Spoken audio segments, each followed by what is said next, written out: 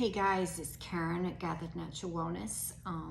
This little video is going to be roughly the same as what I had put on my blog post earlier about the benefits of RoseHip, Calendula and Chamomile, especially if all those three are combined and mixed into tallow.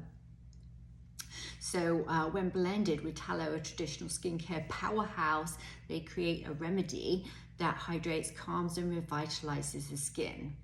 This guide will uncover unique advantages of each ingredient and how they synergistically work together and why they are essential for anyone dealing with sensitive skin like acne, eczema or psoriasis. Now, understanding the ingredients. So rose hips, dried rose hips. I use organic dried rose hips, and they're basically the fruit of wild roses. I used to be able to pick those when I lived in England. We lived out in the country, and I remember as a family we would pick the rose hips, and my parents actually made wine with that, so it would take a whole year in big glass canisters, but they would make wine out of it. How that turned out, I really don't know. But anyway, RoseHip is a powerhouse of vitamins, antioxidants, and essential fatty acids. It's very high in vitamin C. And so it has a lot of very good brightening effects for the skin, has anti-aging properties, and actually they found out that it reduces lines and wrinkles in about 42% of the population that actually use it on a regular basis. So it makes an excellent choice for maintaining, you know, that youthful complexion. Skin tone studies indicate that consistent application can improve the skin tone and lessen hyperpigmentation by nearly 50%. Hydration in fatty acids, rosehip oil provides deep hydration. This is essentially important for those with dry or sensitive skin, and obviously it can increase your moisture levels, and that can be done up to about 60%. So that's rosehip. Let's go on to calendula. Calendula is often referred to as marigold, a little orange petaled flower. My parents again grew those every year. They're annuals, and so they typically only grow in the summer. But my parents would grow them from seed and then plant them for a nice flower bed in the summer. And little did I know the benefits of it when I was a child. So it has a lot of healing effects. Calendula, when it's dried, the petals have an anti-inflammatory effect, and it can reduce redness up to about 66% in people that use that on a regular basis, and is very good for sensitive skin, eczema and psoriasis. Also can help with minor cuts and abrasions by about 30%, so it's very good at wound healing and reduction of scars afterwards. Very moisturizing, ensuring subtle texture and reducing water loss by approximately 40%. Next on our list is chamomile, and chamomile is the age-old herb known for its calming effects inside and out. I drink a lot of chamomile tea. I love chamomile. So it soothes sensitive skin, reduces redness and irritation, making it an ideal match for acne-prone skin and sensitive skin.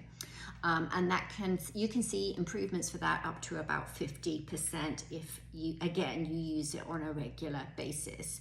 It's packed with antioxidants, and chamomile can help protect the skin from environmental stressors and free radicals and things like that. So typically up to about 30%. It's also very hydrating, so it maintains the moisture in your skin, and it can contribute up to about 25% increase on skin moisture levels. Now, those three ingredients I infused into tallow, 100% grass-fed beef tallow. And when I am at the markets, everybody is asking me what the benefits are of tallow. They've heard of tallow. I actually had one person ask me at the market if I had just beef tallow.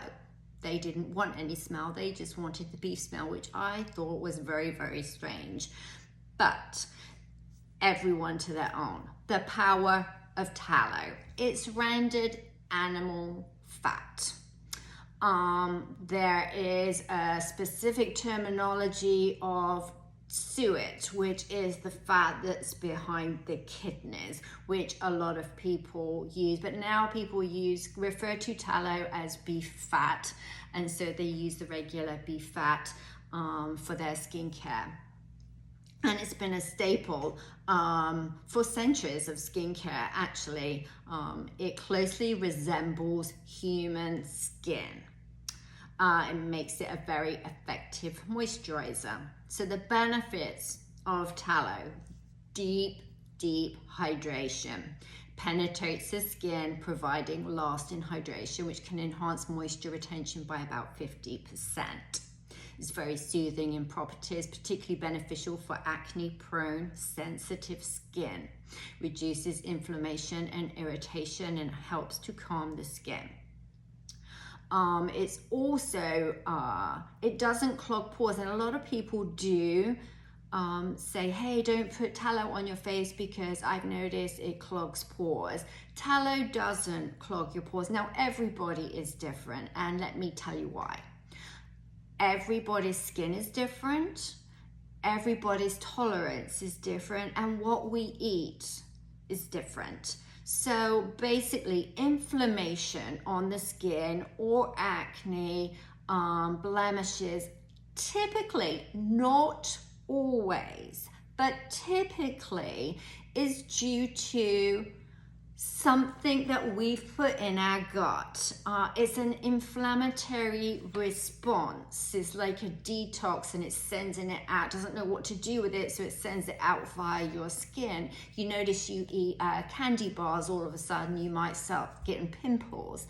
And that is why. It's an inflammatory thing. And so typically beef tallow does not clog pores, but maybe if you're prone to inflammation, you put beef tallow on and then you eat something that's your gut is trying to deal with, that's when you might get the inflamed skin. Now, I'm not saying that 100%, I'm just saying basically research tells me that beef tallow does not clog pores. I put tallow on my face.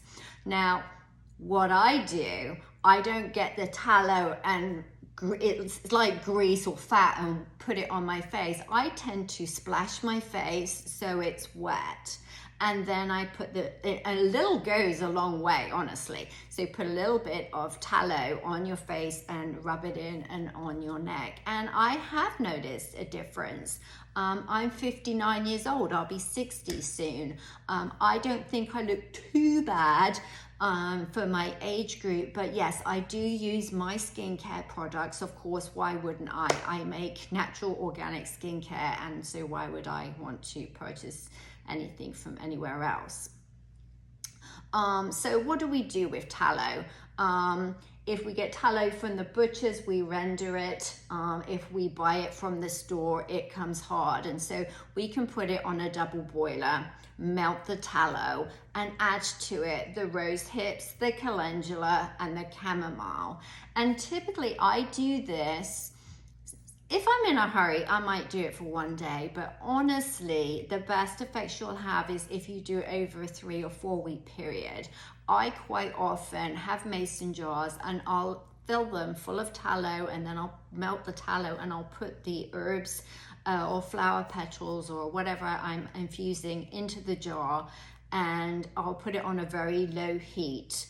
And I'll simmer it for a few hours, and then I'll take it off. And then the next day I'll put it back on, and then I'll put it in the fridge, and it might stay there for a week, and then I'll get it out and I'll put it back on the double boiler, and it just helps the tallow get very, very well infused with those ingredients.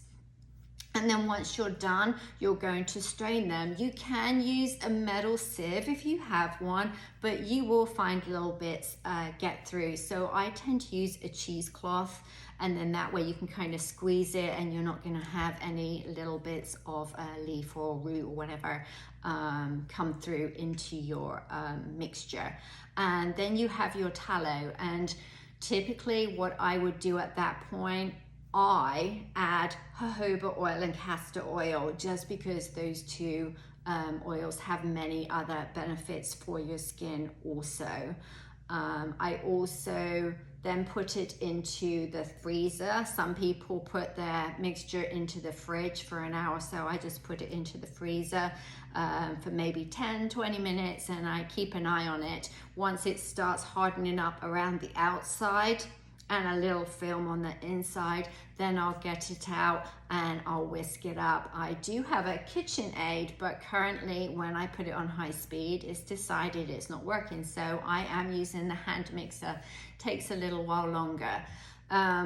So that's when you want to start mixing. At the same time, if you're adding any essential oils, which you can do, it's your prerogative, organic please, to keep this all natural, that would be the time to add the essential oils. And let's see what else. I add arrowroot powder because that helps a little bit with toning down the greasiness that the animal fat, the tallow, has. And then you'll mix and suddenly your mixture in your bowl, and I use stainless steel or glass, mainly stainless steel, turns from a yellowy color to a fluffy white color. And I typically make whipped tallow, and I like to see those air bubbles, and there's controversy about that. Some people say they don't necessarily want to buy that because they don't get as much bang for their buck, but my best customers love that, and that's why I do it. So there's more air in it and it's not so thick, but I tend to have two versions, but my most popular is the whipped tallow. So basically you've just infused your beef tallow with rosehip, calendula and chamomile, which is what you want if you have acne prone, psoriasis, sensitive skin. It will hydrate your skin, help with scars and minor wounds and irritations, and keep your skin very, very hydrated. And yes, you can use it on your face. Give it a try. If you like this video, please stop by my website, www.gatherednaturalwellness.com, and click on blogs, or you will see my blogs on social media, Facebook, Instagram and TikTok, where I typically post them most mornings, and I schedule them for about in between 7 and 9 o'clock each morning. So please go ahead and give me a thumbs up, and I will be having a subscription as of January next year, where I talk about more on how to make the simple things that you have in your kitchen that are good for your skin. So thanks for watching, everybody. I know this has been a little bit long-winded, but I had time on my hands today, and so I wanted to make this video and just talk about the blog that I had put out there. I think it's very interesting and it has some really great ingredients. So give it a go and get on my website and let me know how you got on, and give me a thumbs up. Thanks.